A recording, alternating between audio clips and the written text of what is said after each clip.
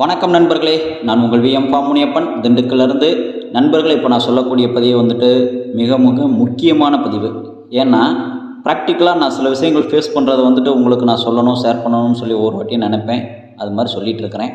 இப்போது அடை நம்ம கூட்டி வைக்கிறதுல என்ன ஒரு பிரச்சனை வருதுன்னு சொல்லி பார்த்தோம் அப்படின்னா, நீங்கள் முட்டையை ஃப்ரிட்ஜில் வச்சு யூஸ் பண்ணீங்க அப்படின்னீங்கனாக்கும் ஒரு 20 நாள் வரைக்கும் நம்ம வச்சு யூஸ் பண்ணலாம். அப்படி இல்லை, நான் நம்ம ஒரு பாக்ஸ்லேயோ இல்லாட்டினா ஏதோ ஒரு முட்டியில் எடுத்து வச்சு நான் யூஸ் பண்ணுறேன், அடை கொட்டி வைக்கிறேன் அப்படின்னு சொல்லி பார்த்தீங்கன்னா, அந்த இடம் நல்ல கூலிங் கிளைமேட்டாக இருக்கிற மாதிரி இடத்த பார்த்துக்குங்க. ஏன்னா முட்டைகள் தானாகவே கருக்கூட்டுற மாதிரியான ஒரு சூழ்நிலைகளை நீங்கள் முட்டைகளை வைக்காதீங்க.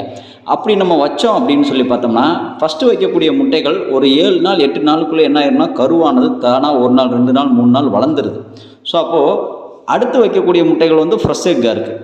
நீங்கள் இந்த சூழ்நிலையில் ஒரு கோழியை தேடி நீங்கள் அடையை கூட்டி வைக்கிறீங்க அப்படின்னு சொல்லி பார்த்தீங்கன்னாக்கும், அந்த ஏற்கனவே ஒரு 3 நாள் 4 நாள் வளர்ந்த குஞ்சுகள் என்ன ஆயிடுதுன்னு சொல்லி பார்த்தீங்கன்னாக்கும், ஒரு 3-4 நாளைக்கு முன்னாடியே பொரிச்சிருது. அதுக்கப்புறம் ஒரு வார கேப்பு கிட்ட, ஒரு 4 நாள் கேப்பு கிட்ட விழுகும்போது கோழி அடப்படுக்காமல் இந்த 2 குஞ்சுகள் 3 குஞ்சுகளுக்காக எந்திரிச்சு போயிடுது. இப்போ நம்மள்கிட்ட பார்த்தீங்கன்னா இந்த பொன்றக்கீரி, கருங்கீரி இந்த 2 குஞ்சு பொரிச்சிருச்சு.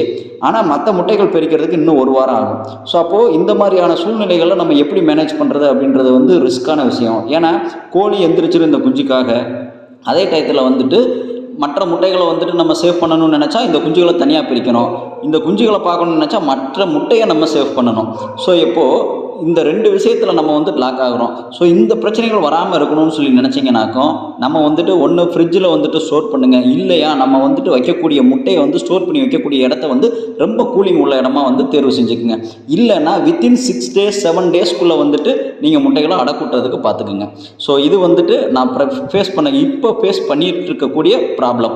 ஸோ இதுக்கு நான் ஆல்டர்னேட் சொல்யூஷன் என்னன்றதை நான் அடுத்து தான் நான் தேர்வு செஞ்சுக்கணும். ஸோ பாருங்கள் நண்பர்களே.